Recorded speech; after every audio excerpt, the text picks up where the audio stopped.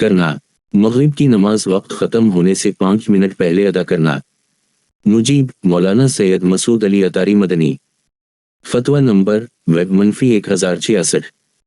تاریخ اجرا 21 صفر لمظفر 1445 دوچشمی ہے، صفر 8 ستمبر 2023 حمزہ۔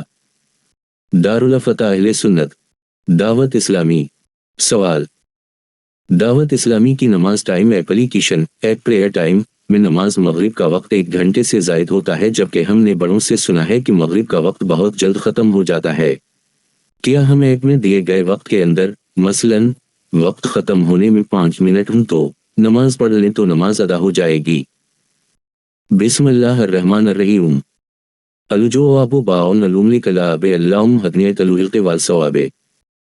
اگر آپ دعوت اسلامی کی پریئر ٹائم اپلیکیشن درست طریقے پر استعمال کر رہے ہیں تو اس میں دیے گئے ٹائم کے مطابق عمل کیا جا سکتا ہے، اور اگر مغرب کی نماز آخری 5 منٹ میں ادا کریں گے تو بھی نماز ادا ہی کہلائے گی، قضا نہیں ہوگی۔